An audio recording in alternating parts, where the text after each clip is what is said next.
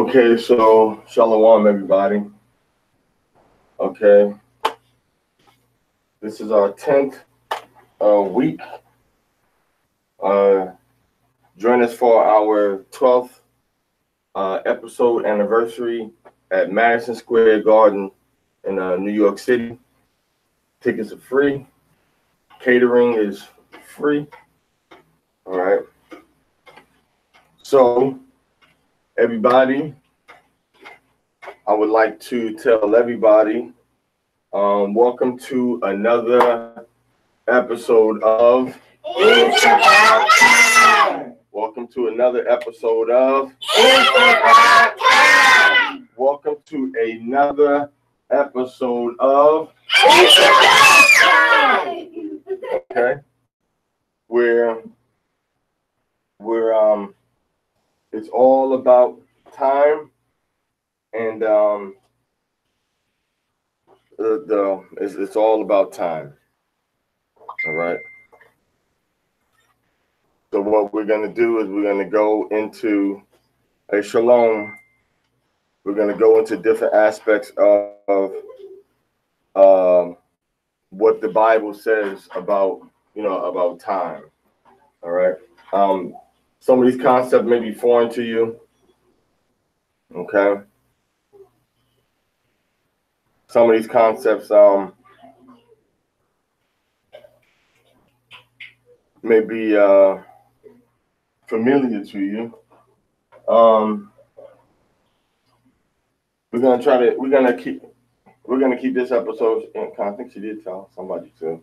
We're gonna keep this episode pretty straightforward and pretty simple. We're gonna just talk about a leap year. We're gonna just talk about the leap. We're gonna go into a leap year.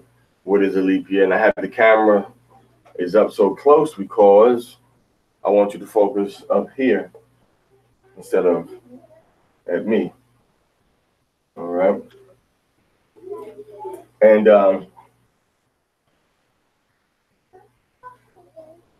as usual,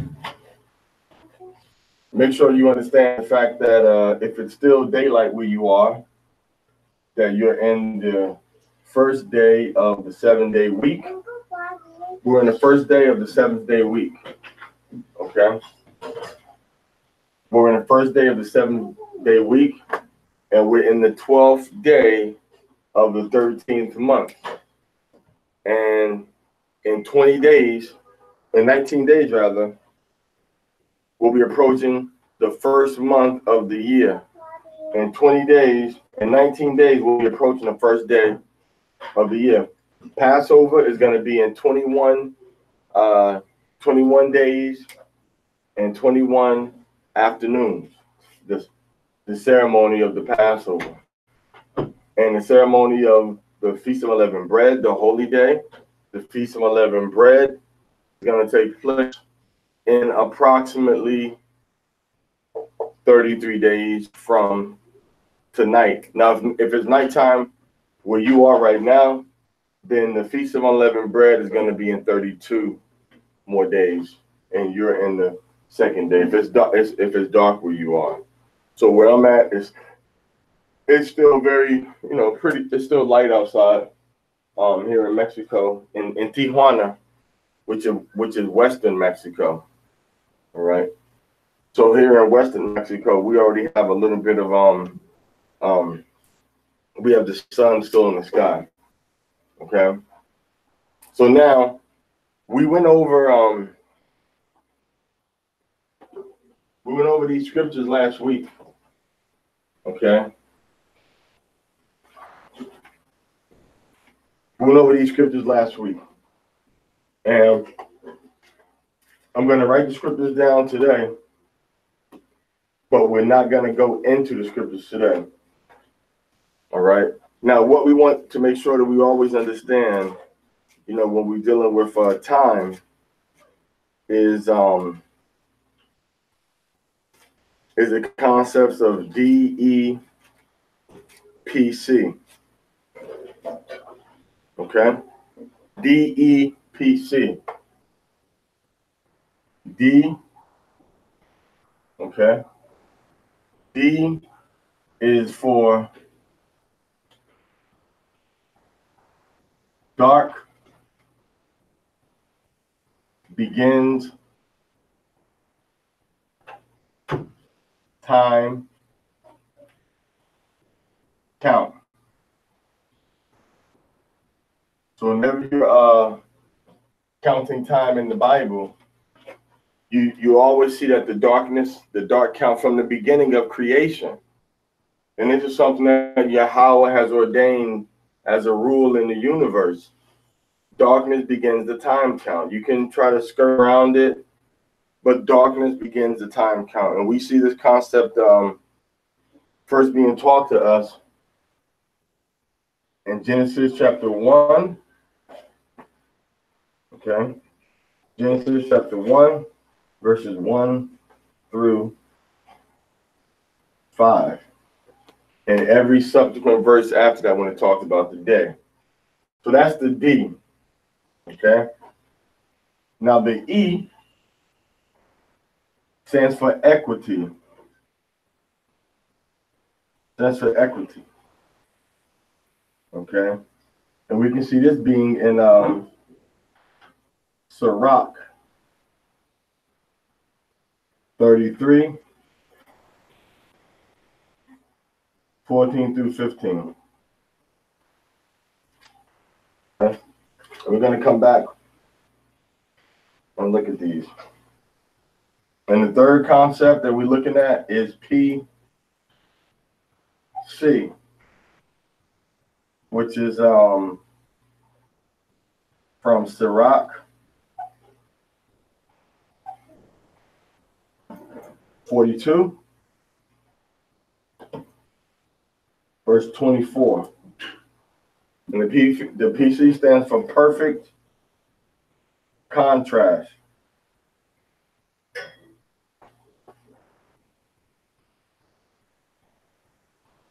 That means that of all these different concepts that we're talking about, DEPC, all right, this is how these are the principles and the measurements that we always see about time in the Bible. Okay, the darkness begins the time count. That's taught to us when we first go into Genesis chapter 1, 1 through 5.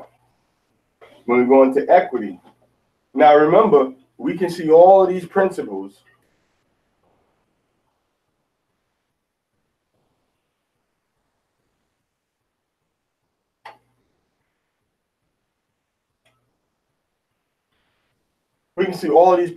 in Genesis chapter 1, verse 1 through 5. We can see every principle of time in Genesis chapter 1, verses 1 through 5, because the darkness and the light were together. And then the scripture says that he divided between the light and between the darkness. So that's when he divided between the light and the darkness. All right, so he divided, between them. So this goes into even how we start our months. Which we're going to get into that. So, and usually we take about 30 minutes to breeze through this. We're going to do it now, few seconds. The equity means that there has to be, some kind of a balance on both sides of the equation, when we're dealing with Yahweh. Okay, everything good is set against evil. All right. Light is against darkness. All right. We see this in Sirach chapter 33, verse 14 and 15. You can go back and read it. All right. We also see it in Genesis chapter 1, verse 1 through 5. And the third principle we deal with is perfect contrast. Now, this perfect contrast we can see in Sirach chapter 42, verse 24, because it says that Yahweh he made everything whole within itself, and he has created nothing imperfect. So if he created nothing imperfect, that means that everything has a perfect contrast. So remember that. All right. Sirach 42 and 24, these are principles that apply to everything.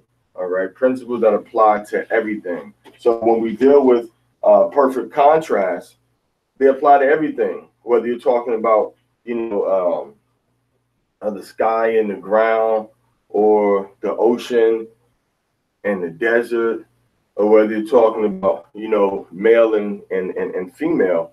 Within each of these principles, there's a contrast, but that contrast is perfect within itself. And then they can still come together and balance out. So DEPC, that's how we know that the day starts in the darkness, and that's how we know that the month starts in the darkness, because Yahweh teaches us this when we go into Genesis chapter 1. Genesis chapter 1 is a foundation for a lot of misunderstanding being understandable. All right. Now remember, we do use the word understand as opposed to overstand, because we are standing under. We're not, we're not standing over. We're standing under. All right. We're standing under. We're not standing, over, because even when the scriptures talk about the Most High, it says understanding is his. It doesn't use a special word. All right. But if there was anyone that could stand over everything, meaning to have domination of any type of knowledge and information, it would be Yahweh. It would be the only one that we could even imagine to say has full understanding, or full overstanding, if you want to use that word, not us. All right. So we're going to take this off the board. And like I say, here are the basic scriptures that you need to know when you're dealing with this class. It's about time. You want to understand these principles. All right. So it's been about 3-4 minutes.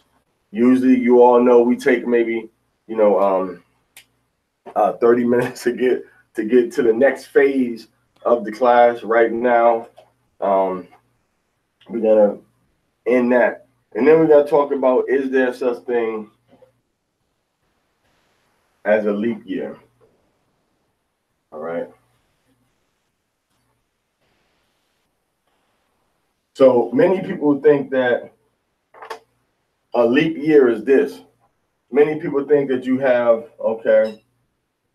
1, 2, 3, 4, 5, 6, 7, 8, 9, 10, 11, and 12. All right. So there's different kinds of leap years. Some people say a leap year is when you say, okay, we're going to take this month and we're going to add another day. And that's what you would call a solar leap year. Okay. People say it's a solar leap year. And then some people say, well, we have to add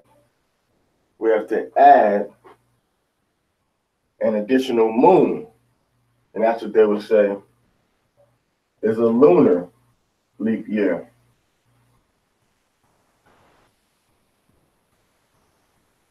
Okay. A lunar leap year. Okay. So now, with this solar leap year and a lunar leap year, what's happening, and I'll try to keep it very basic and simple and straightforward. It needs to be, understood. All right. Now, with a solar leap year, what you have is you have the sun. Okay. Let's do it like this. Let's use a geocentric model.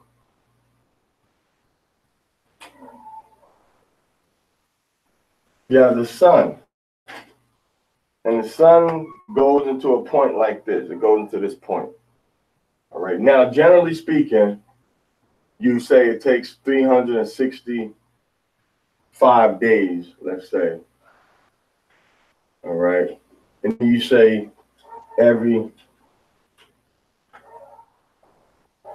4 years, there's going to be an additional day. Okay, every fourth year is an additional day. Now, okay, here is one of the issues that we have with this. The sun is moving at a speed. I'm not gonna get right down the speed it's moving and so on and so forth, but the sun is moving at a speed to where it comes to the same spot. Okay, right here. But every time it goes to that same spot within, these different constellations or against the Earth, it takes about 365 0.25 days. I'm just giving a mathematical example. All right. So what happens that every 3 years you have 25. So of course on the fourth year you're gonna have that same 0.25, which is about 6 hours, or you have about 6 hours. So now what happens is that this is all 365, but you don't count the partial days. You count just the full day. So all these 0.25 hours, okay, all right, all of these get added a quarter, equal 1 day. So all these together equal 1 day. So that's simple math. 365 plus 1 is 366. Okay.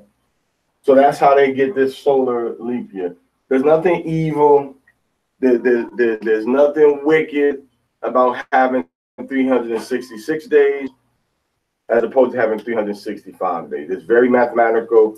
It's very necessary, all right, because everything will start to regress back and become out of season, okay, with the sun and the earth, if you don't go by the not even a leap year, but what it is you're counting and counting and counting and counting, and then on the fourth year you put all these counts together and you have an additional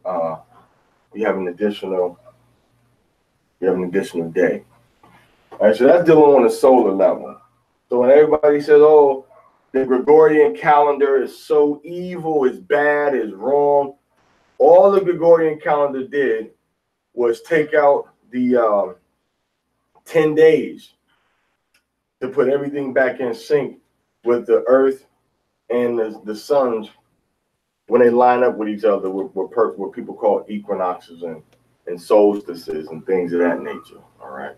So that's what it did. It didn't do anything evil. The Gregorian calendar didn't create the month, a new month. All right. The Gregorian calendar did not create a new day of the week. It did not create the Sabbath. Right. It did not say, okay, the Sabbath is going to be the 10th day of the week, and it didn't do any of that. All right. So people give the Gregorian calendar, a bad rap, but I would like to see somebody come up with a calendar, that's better than the Gregorian calendar. That, taking into consideration the count of the sun. How many of you have actually sat back and counted the days of the sun and the days between the different equinoxes and the different solstices? When you count them, you'll see it's off. It's happening the same type of rotation. Every 4 years, you have an extra day, and that's the only thing that affects the count. So there's no big evil conspiracy to change the lunar Sabbath, to change from the lunar Sabbath to a 7-day weekly Sabbath from the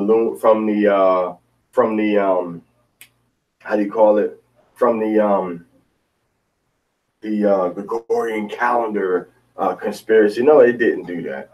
If anything, it helped to bring a proper balance to a counting system that was based on that's based on counting simply the relationship between the earth and the sun, which is called a day, yawam. This is what we see in the Bible. All right.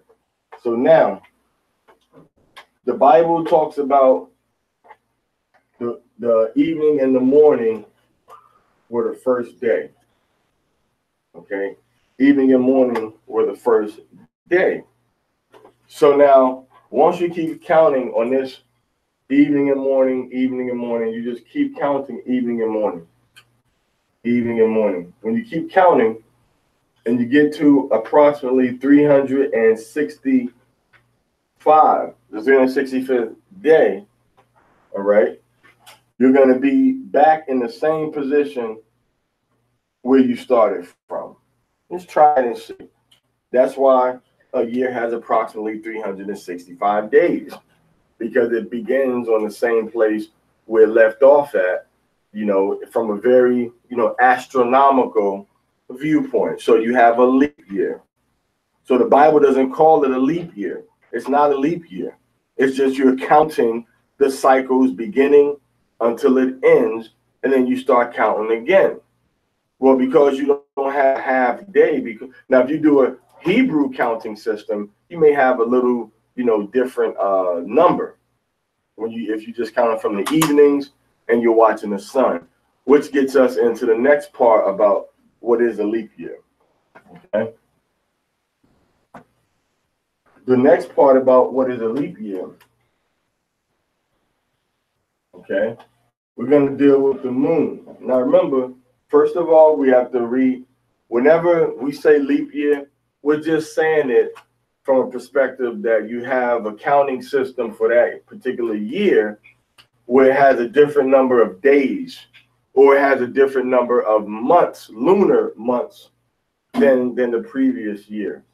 It has additional time being put into that year and that rotation cycle. That's all it means. But we don't really like to use the term leap year or intercalendary, because we don't see those words inside the scriptures. And we don't see that doctrine spoken of like that inside the scriptures. We see that there's many things in the Bible, and there's many scriptures in the Bible where they have a different count than what we actually see, where the count is actually 13, but we say 12. One classic example is for the tribes of the children of Israel.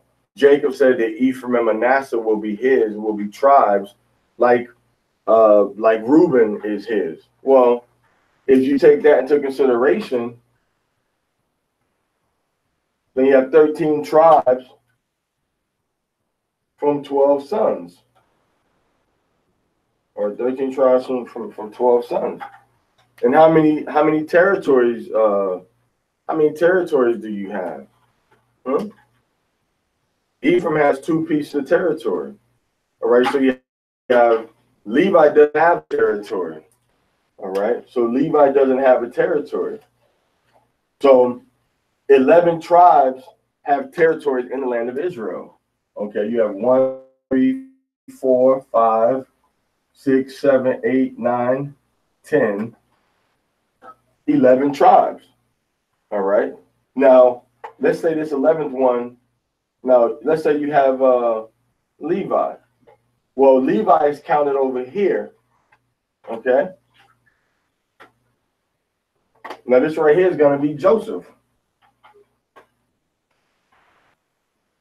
That's going to be Joseph, or this is going to be Yawasap. That's going to be Yawasap. So you have 5 and 10, then you have Yawasap, and then you have over here Lawiyah, which is Levi. So you have Lawiyah. So with Lawiyah right there, that's 5, 10, 11, 12. But so that's if you count all the tribes just according to the sons. If you just count them according to the sons, this is how many you're gonna have. Okay, you got 5, 5. You have 2, which is 12. Okay, but now when Jacob says Ephraim and Manasseh will be mine, like like Reuben is mine. Let's say this is Reuben. What does he mean? He means that Ephraim and Ephraim and Manasseh will be counted as 2 singular tribes, which now brings us to what? This number goes to 3. And now we see that we're dealing with 13 tribes. So I'm showing you that you always have this 12 and 13 going back and forth, even with Yahweh. He didn't have a continue 12 and that's it. When he gave us our tribes and gave us the territory and gave us the things that we need to do, he always counts it in groups of 12, and then sometimes you see 13. I'm going to show you another example. Let's say now that we're dealing with territory and we're dealing with, so right now we got 13 tribes. Okay. So now let's deal with territory. Let's deal with territories now. Now we know when we get to territories, now watch this. When we get to territories, Levi doesn't have any territory. So guess what? Again, we're back to 2.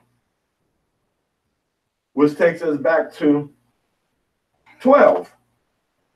Right? So let me show you how tricky this is. Now we all know. Okay, so this is Joseph. Now, Joseph, the Levi, became what territory? Ephraim. Became Ephraim. Okay, so let's put Aparium, Ephraim right there. Aparium. And Aparium had 1 territory.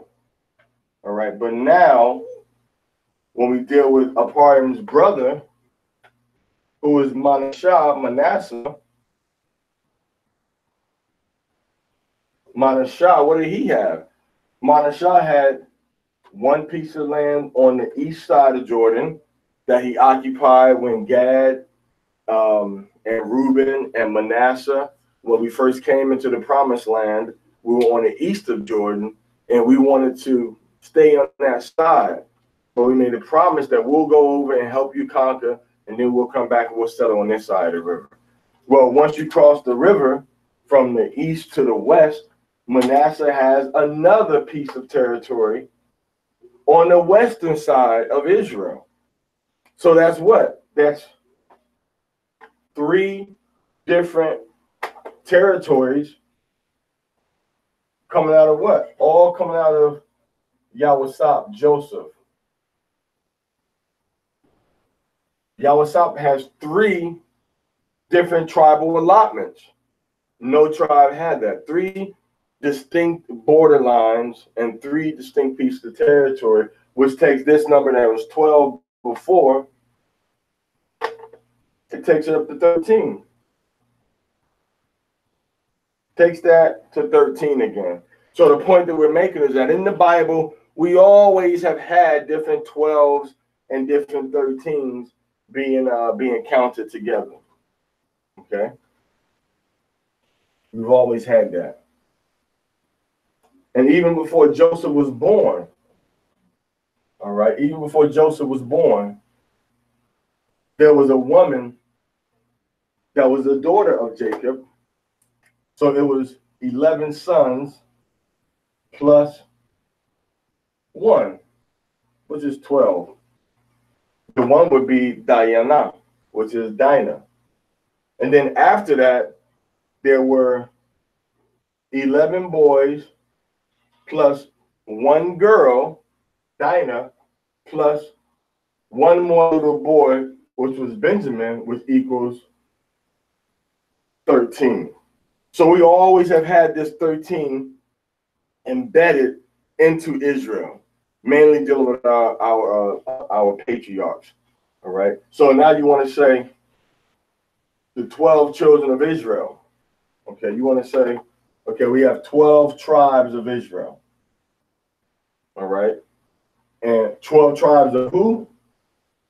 Of Israel.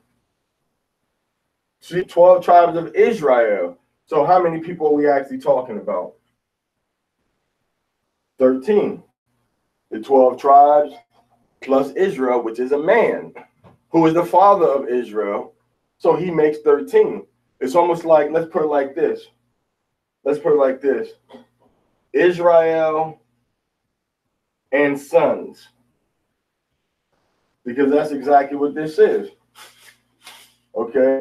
The 12 tribes, which are the sons of Israel, which is Israel and sons, which is 12 and 13.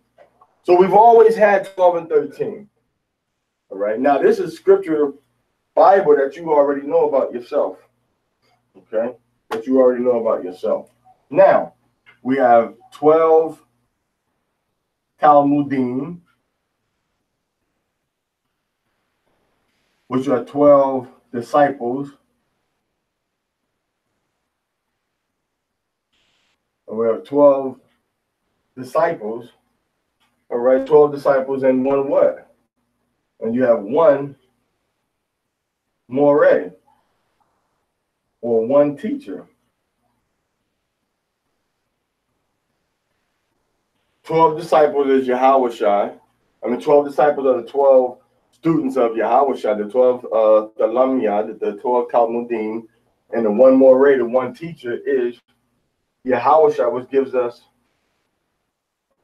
13 again.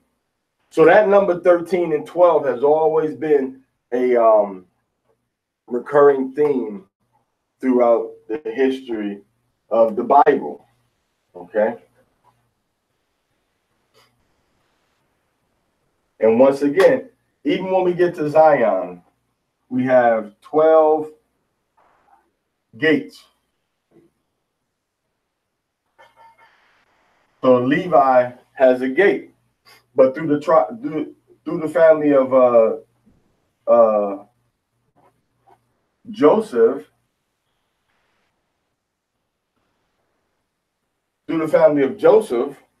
we're gonna have Ephraim plus Manasseh. So even though we have Joseph with his own gate, we have two tribes of Israel with two tribal territories that are going to go through the gates, but when they leave out the gates, they're going to go to two different land territories. So that's still 13 tribes being represented. Okay? So even though it's 13 tribes being represented, we only have 12 gates to the city of New Yerushalayim. All right. So now let's move into the number 12 as it deals with the months. All right. The 12 as it deals with the months. So remember, in Wisdom of Solomon, chapter 13, verse 1 and 3, we always see about the circle of stars. All right. This is the first constellation. This is the seventh constellation. That's the fourth constellation. And this is the 10th constellation. That's 1, 4, 7, and 10. Like a bullseye on almost, okay? And now the earth is in the middle. All right, and the moon is in the middle of these constellations. And then the sun is in these constellations also. So that all of them inside of the circle of the 12 constellations. All right. So once again, let's look at the movement through these. Okay.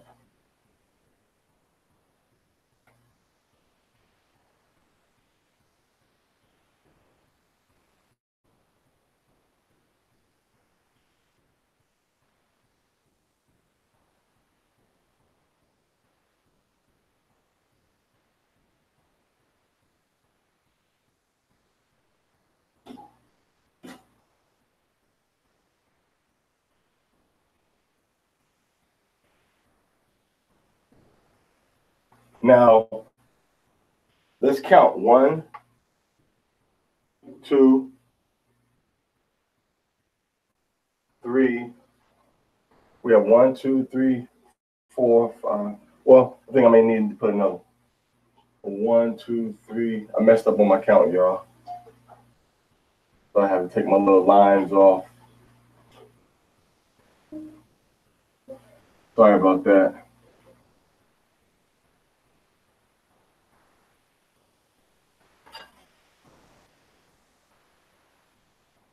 You have 1. We have 2. 1, 2, 3, 4. Put that 4 there.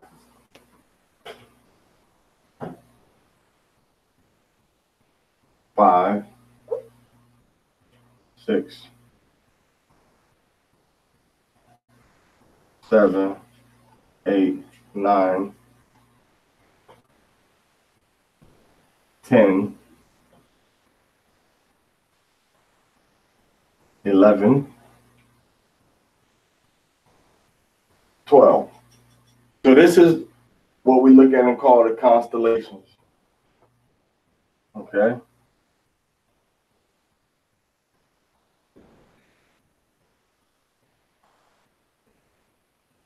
Okay, so this is what we call the constellations. So let's get into this concept we call the leap year. Everything has to start right here.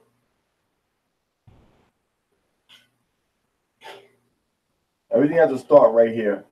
Past the 13th month, the first month of the year starts right there. When you leave from here and you come down,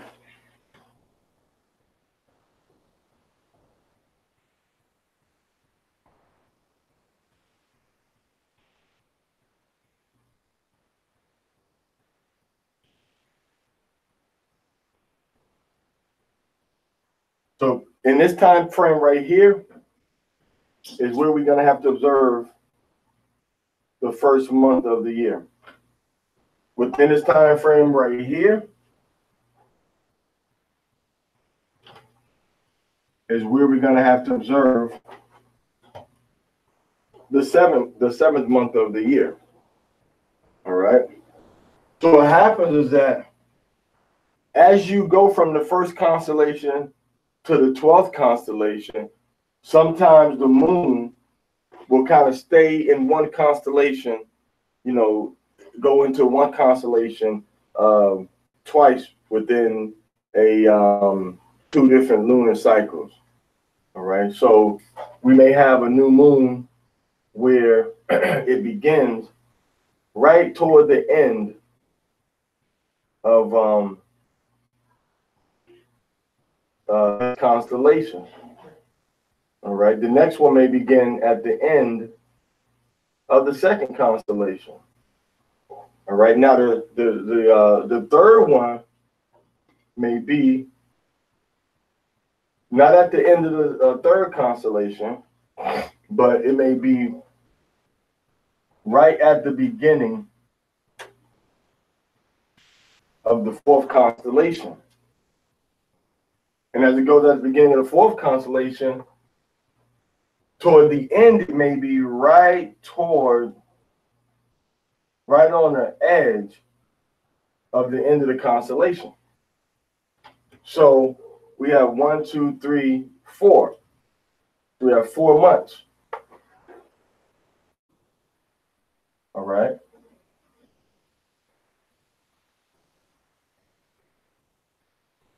But now we're actually in the 3rd month, but we're in the 4th constellation twice. And then as it does that, usually when it does that, it does it again. All right. Or sometimes it goes into all 12. All right. But it may be, let's say, it may be at the beginning of the constellation. And as it comes around to like the 7th or the 8th constellation, It may be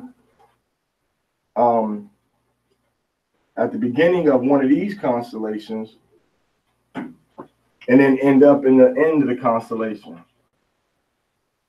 So now we're in 7, 8, and 9. So we're in the 9th constellation, but we had 2 new moons within this constellation. We've had 2 new moons within this one constellation, but we have to still keep count. We have, let's say, 1, 2, all right, 3, 4, 5, 6, 7, 8, 9, and then 10. Now these are happening within, remember, within one constellation. So that's 10 months we've had, but only 9 constellations. So what's going to happen when we get to, so this is going to be month number 10. So when we get to the 11th constellation, the 10th constellation, what's it going to be? Month number 11. When we get to the 11th constellation, it's going to be month number 12. And finally, when we get to the 12th constellation, it's going to be month number 13. So the number of years that the number of months that we're counting in a year goes according to the constellations, not just 12, 12, 12, 12. Because 13 is automatically built into anytime we're dealing with 12 in the Most High counting. Sometimes we will have 12 months in a year. And so we have 13 months in the year. But we don't call it a leap year, all right? We don't call it a leap year. Leap year makes it sound like you're trying to add something to it. You're not adding anything to it. But what's happening is that people are just counting 1, 2, 3, 4, 5, 6, 7, 8, 9, 10, 11, 12. Bam, we're going to start all over again. Not knowing that you're forgetting about Genesis chapter 1.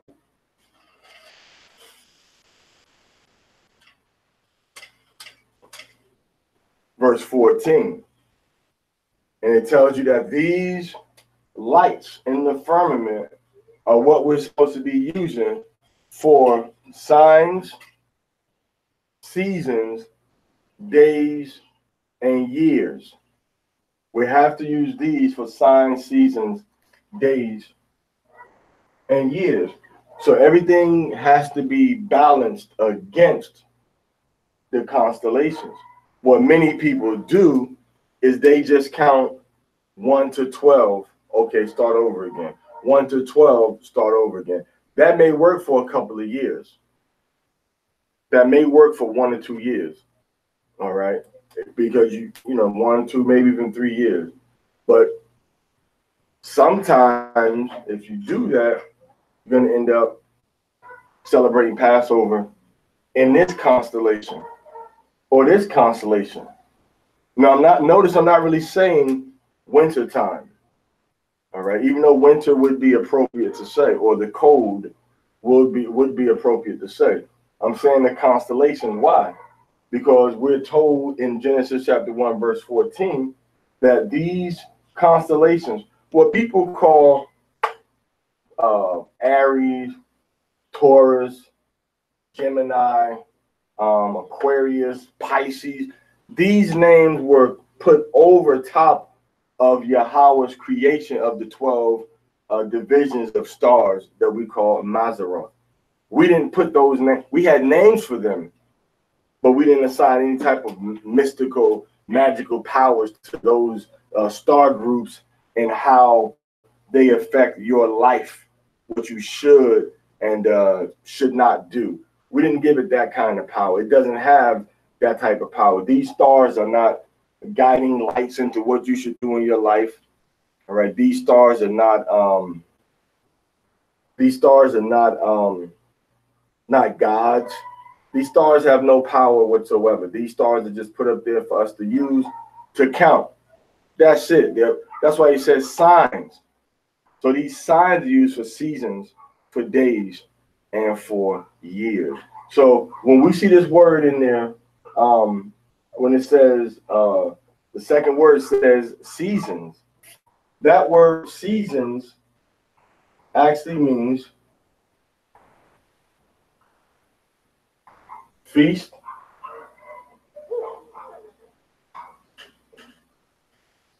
feast gathering.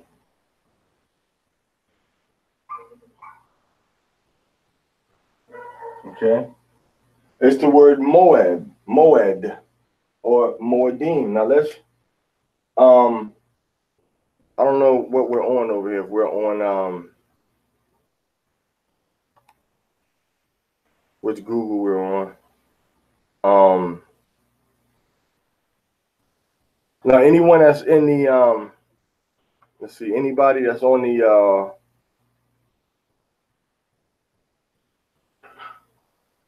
anybody that's on the Facebook right now, or if you're watching Google, YouTube, and you have access to Facebook, type down if you have any type of question about what we've reviewed so far. Please don't let's go into a whole nother subject, but just any questions on what we've reviewed so far. That way I can go ahead and erase all of this, and I can go on to explain the next part of what I'm talking about.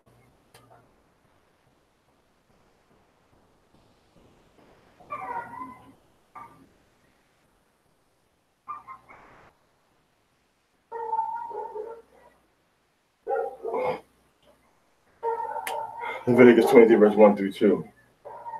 So basically, when you have what people call a leap year, what it is, that we can see a counting of the months according to the moon. And sometime when we count according to the moon, we have 2 new moons in one constellation, or the moon lags behind, or we've been counting by 12, 12, 12, and then suddenly we see, well, we say this is the 12th month. We're actually going to be celebrating Passover in the 12th in the 12th constellation. And if we do it in the 12th constellation, we're going to be looking at the 6th constellation for Passover, and that's out of sync. 1 and 7, the lamb and the scales, the balance.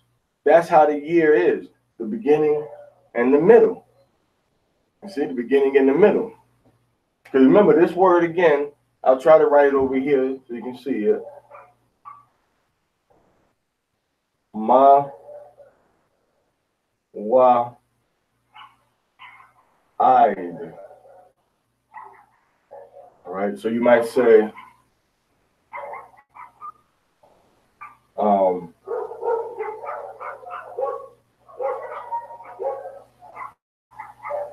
and then you have mawa'id,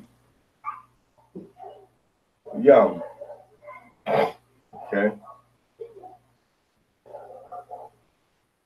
So you might have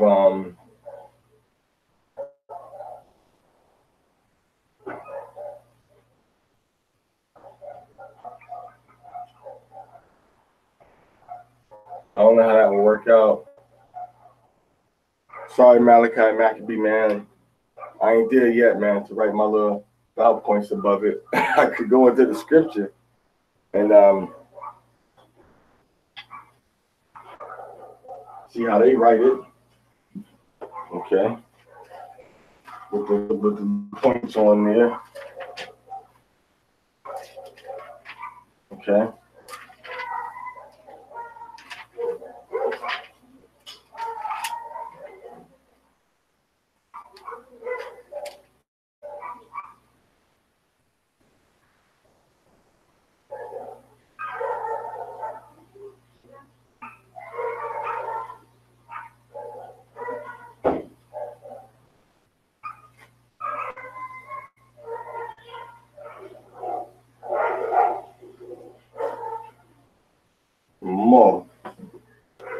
They said, I don't want to get too distracted by that. So the Moadim also said Moadim. So the constellation of the stars, all right, what they call, listen to the word, they let them be for signs, which is athath in the Hebrew. Let them be for signs.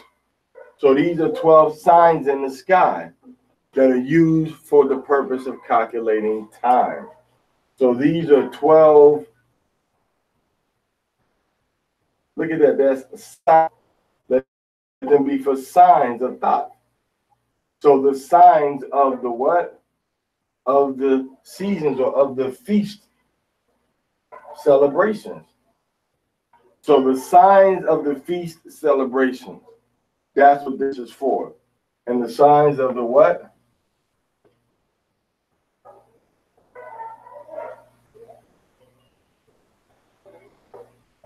Of the years, of the days, rather, Yamayim, of the days, or Yomim. All right. So signs, seasons, days, and what?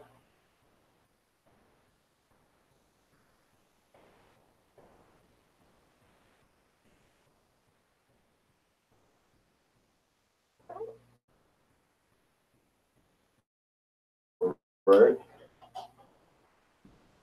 Signs, seasons, days, and years. Okay.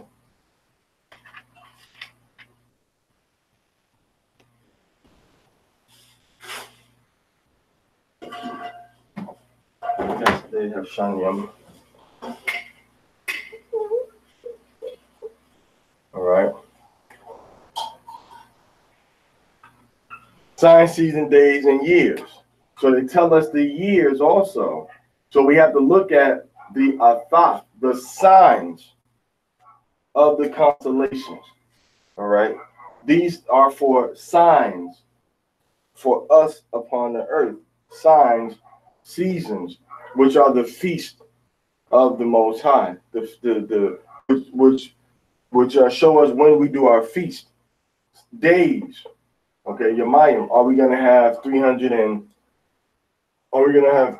such and such odd days, or 300 and such and such odd days? And finally, for the Shamyam, for the years, meaning what? When does the year begin and when does the year end? And it has to be dictated by some calculation or some observation based upon what's happening with the 12 constellations. Bam, that's it. If you don't remember, this means signs. Let me write it down so you can see and understand it. S-I-G-N-S. That means signs. All right, and what are we calling these? We're calling these signs. Signs for what? Signs for the days, what day we keep holy, how many days we're supposed to have in the year of this month, what day are going to be the days we observe and not observe, days, all right? And then lastly, years. When does our year begin? When do we go into the next phase after this? 2. Because the thing about this word right here, all right, this word right here, okay, is the same word that means 2. Shana or shan, okay, means 2. All right. It means 2 also goes into the word tooth, right? But shana goes into 2. So this is 2. So when we're dealing with the month and we're dealing with a year, we're always looking forward to see when do we go into the second, when do we begin our second year after this one. The year always tells you to look forward because year itself means 2 or 2s. So you're always looking at things that are happening in cycles, okay? 2, 1 and 7, 2 and 8, 3 and 9, 4 and 10, 5 and 11, 6 and 12, 7 and 1. You see that? That's what we're always looking at, because everything is happening in twos, which takes us to our second and third principle that we learned from Genesis 1 through 4, 1 through 5, which is equity, balanced on both sides, and also perfect contrast. Okay, getting cold, getting hotter, getting colder, getting hotter, getting colder. Beginning of the month, first day of the year, the middle of the month, the middle of the year. All right, black moon, white moon, perfect contrast. So that's why we have a leap year, because, but I'm sorry, that's why we have what people call a leap year, which is just using we're supposed to use the constellations for our Yamayim or Yomim, our days. We have to use this to see, okay, are we going to have days in this month or this year, or are we going to have 30 days or 29 days less, because we're not going to count this constellation as the new year. We're going to count this constellation, as the new year. So you're constantly pressing forward and looking forward to number 2. So you're being vigilant, and you're watching, and looking and waiting for Yahweh to show through the basic observation of the ephemeris and of the new moon and of the cycles through the constellations when we begin and when we end our counts. So it's not a leap year per se, but it's just a natural recurring cycle of sometimes having 13 and sometime and usually having 12 months. That's all it is. And when I say months, I'm talking about 12 phases of the moon lining up with the sun in a constellation at a particular point in time. Sometimes it happens 12 times. Sometimes it happens 13 times before we get back to the first constellation. All right. And when we get to the first constellation, we have to look and see, okay, is Passover going to take place, going to transpire, going to happen during the time that the moon is in the first constellation? All right. When the moon is in the 7th constellation, which is a scale. Or is the Passover going to be when the moon is in is the month going to begin when the moon is in the first constellation, which is a grain of grain of grass growing from the ground, which is a sheaf growing from the ground, okay, which is also represented as a ram, all right, represented as a strong ram, which is also represented by the word Abib, which means Abayah, which means, the budding forth or the growing of the of the agriculture coming from the ground. All right, to spring or to grow. So this is where we start. This is the middle point, and this is where we end. Not according to 360 nothing, but according to where is the moon, which constellation, and can we begin the new year with the moon in this constellation? And can we celebrate the Pesach with the moon in this constellation? All right. So that's it for tonight, believe it or not. Now remember, okay, the sun has gone down now. So we are now, okay. Sorry for all of the noise. All right, but dogs will be dogs, all right? So right now, since the sun has set, so-called Monday night, so-called Sunday night, right now, we're in the second day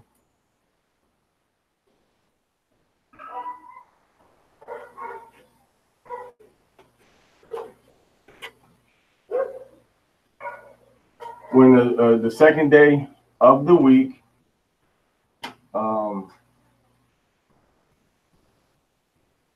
and we're in the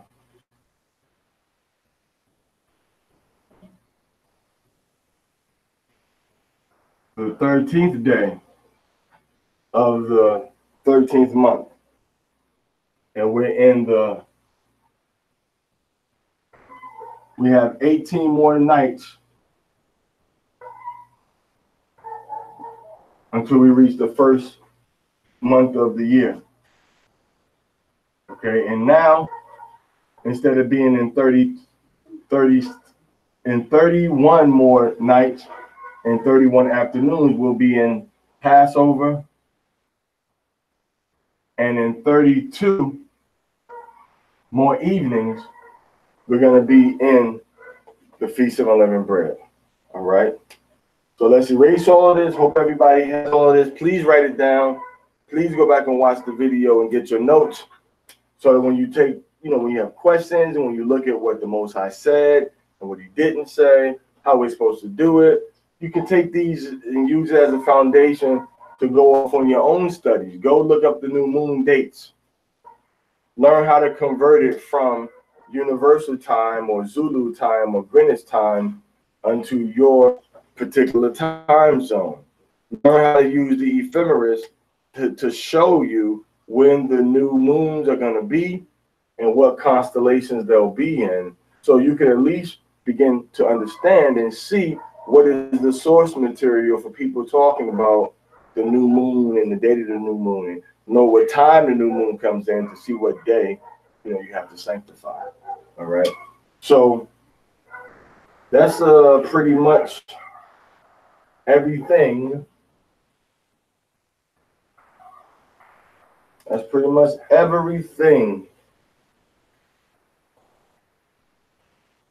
explaining to you that I can do right now while we have a so-called Hebrew leap year. We learned that it's not a leap year, but it's just a continual counting of the months until we get back to the month of the first constellation, because everything has to be done in its seasons.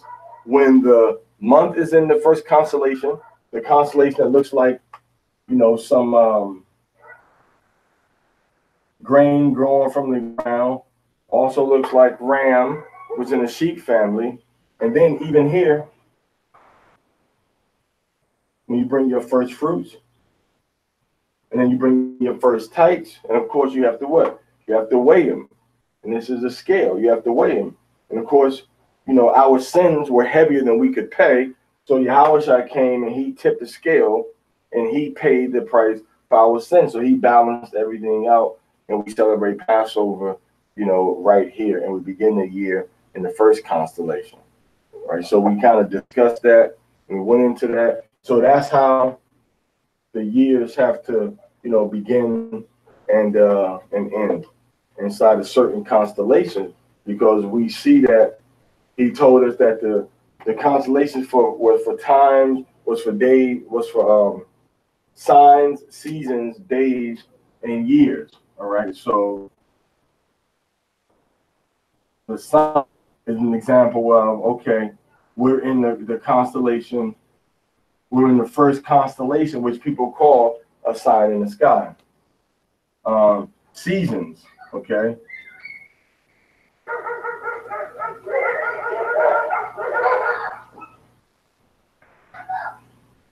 Mawa'ijam, all right? The seasons is that now we have to be able to celebrate Pesach.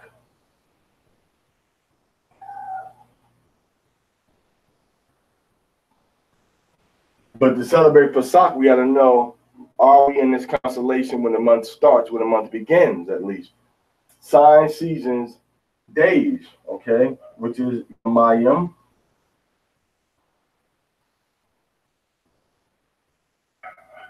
And again, this is going into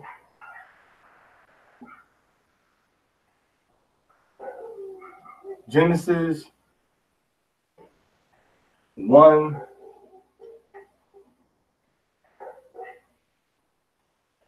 1:14. Signs, seasons, days, okay? How many days are we going to have in this cycle? Okay? What are going to be the days of our feast? Okay? So we have to look at these 12 constellations in order to center and focus ourselves on getting this information. So signs, seasons, signs is Athath. Seasons is Ma, Wa, Aid. Let me put it under here. Ma, Wa, Aid, Yum. Ma, Wa, Aid, Yum. If you on Google, you probably can't see that. Sorry. And this is Yamayam, which is for days. Ya, Ma, Yum. Ya, Ma, Yum. So signs, seasons, days, and lastly, years. Shan, Yum. All right. So years, letting us know when do we begin and when do we end. Okay, are we going to have 12 or 13? You see, 12 or 13. So this is what Genesis 1 tells us. And it's this information that you always have to plug into the equation. You have to always plug in these, you have to always plug in the constellations into all of these question marks that you have in order to get the new year. All right. For signs, Athath, seasons, Mawa'adyam, days, Yamayam, and years, Shanayim. Signs, seasons, days, and years. All right. So once we plug in Genesis 1:14, that's going to tell us whether we have 12 months or 13 months. Not a quick, easy fix. Oh, is it after the equinox or not? No, it's after the equinox. Okay, well, now we know we're going to have the new moon after the equinox. What about Passover? What about the seasons? Okay, what about the days and the years? Now remember, some people may say, well, that's why you got the moon and the sun. Well, who's in charge? Who's setting the pace? Is the moon setting the pace or the sun is setting the pace? Because by the Enochian calendar, you're going off a pure sun. You're going off of the sun alone, no matter what constellation, no matter where the moon is at, you're starting at where the sun is at. And that's not in Genesis chapter 1, verse 14. The sun is in Genesis chapter 1, verse 16. We don't have no sun in Genesis 1:14. We got lights in the firmament for signs, seasons, days, and years, but we know that we don't use the sun to determine days for days of our month to begin and end our month. But we use the constellation to begin and end our month. The sun is just used to count the days in a continual cycle, count it, all right? And then the moon is used to count the months according to where it is in the Athath, which is the signs. This is the word sign. It's not a coincidence that we say, what's your zodiac sign? And the Most High said, use these stars in the sky, these lights in the sky for signs. Now, the zodiac signs that people call them, once again, astrology is evil. Astrology is wicked. Astrology is wrong. What we use these signs for is nothing but time. It's about time. It's all about time. That's why we use these constellations. It's only for time purposes. All right. So what sign are we going to be in when the month starts? What sign are we going to be in when Passover comes? All right. Now the Mawa'adim. When are we going to keep the Passover? What sign are we going to be in to determine Passover? Okay. Yamayim. What sign are we going to be in for Passover? How many days are we going to have in our cycle? Because the months all group together to make up what? To make up days. The months group together to make up days. I'm sorry, the days group together to make up a month. You see, there's something missing between here. See, we have days, and then we have years. Well, what's after the day is the week. And what's after the week is what? What's after a week? You got a day and a week. And what's after a week? What's after a week but before the year when you count? You have 1 day, 7 days in a week, and then you have 1 year. What do you call the things that make up a year? Called a month. So now we have 12 or 13 months. What are you doing to her? Leave her alone. 12 or 13 months make up 1 year. Okay? 12 or 13 months make up 1 year. That simple, that plain, that clear. So between the months, between the days right here, Yamayim, sign, season, days, and years, all right? And now when you go into verse 16, we see that now the sun is working within this cycle. The sun is working within the cycle for the days, all right? Now we see the moon. The moon was working within this cycle, all right, for the feast days, the Mawaidim, and the moon is working for the beginning and the middle of the year because it's counting our time periods of months. All right. So that's it for today. Very short, straightforward. Review it. Atah, Mawaidim, Yamayam, and Shanayim for the years. All right. Shanayim. All right. So these are what we have to take into consideration when we're dealing with time. All right. So once again, I thank you for your time. And if you have the calendar at your house, your Hebrew, and everybody says the Gregorian calendar is this and the Gentile calendar is this. Well, this is where we are right now. We're in the second day of the week, of a Hebrew week. We're in the 13th day of the 13th month. And in 18 more days, we begin the first day of the year. All right. Now, right now, in 31 more nights, in 31 more afternoons, we do Passover. And in 32 more nights, we do the Feast of Unleavened Bread. All right. We do the Feast of Unleavened Bread 32 more nights. All right. So we're in the second day of the week, the 13th day of the month, the 13th month of the year, and in 18 more nights will be in the new year, the first month of the year. And when we go into the first month of the new year, in 31 more nights and 31 more afternoons, we're going to go into celebrating the Passover. And once we celebrate the Passover, it's going to run into sunset, which is going to take us into 32 more nights.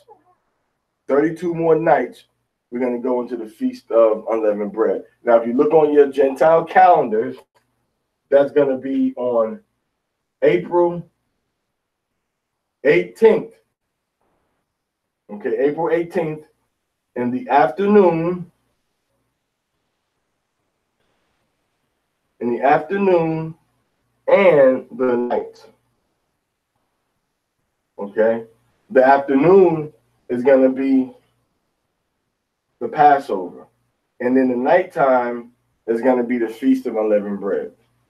The afternoon is going to be Passover on April 18th, and at nighttime is going to be the Passover, the Passover's continuation into the Feast of Unleavened Bread in exactly 32 more evenings, 32 more sunsets. Okay, so I hope that works out for you. All right, Shalom Lakah, everybody. Ra'asa Kwan Shapat Nathanyala. All right, Shalom Lakam. Hope everything is pretty clear as to why sometimes we have what people call a leap year. And this is where we are right now in our year. Okay? So, Shalom Lakam. All praise to Yahweh Bashem Hamashach Yahushai. Wait, what? Okay, so the 13th night? 13th or 12th night? Okay, so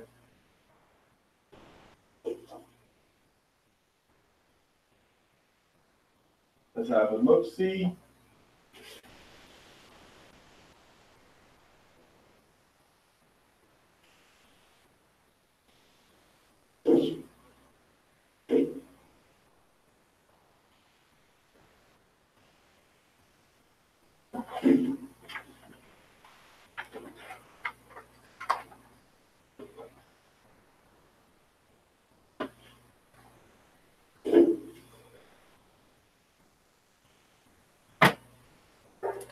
So right now, as Maina Shabi pointed out,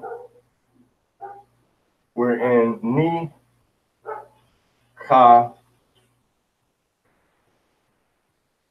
Nicanor, all right, which is a celebration to commemorate when we chopped off Nicanor's head, the enemy of the Israelites, that he approached us and he regretted it. We chopped off his head, all right, chopped off his head. The enemy against Israel working for the Greek army to conquer us, all right? So that's where we are now, Nicanor, 30th day of the this constellation, all right? Because we're in this constellation, we're actually in the 12th constellation. So this is a Dar, that's why they call it a Dar 2, because we're in the 12th constellation. You have to be in the 12th constellation before you come into the first constellation. All right, so if the first constellation of the year is going to be in 18 more days, right now we're in the 13th month, but we're in the 12th constellation. All right, so that's it. That's all. Dawada to Mayana Shabbat for having us bring out the fact that we in Nicanor. I like to call it the day of Judah. All right, because he was the battle leader at that time. I like to call it the day of Judah because he was the battle leader, at that time. So that's it. That's what we have for you today.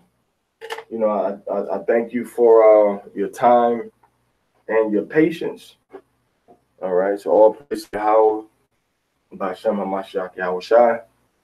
All right, Shalom Lakam.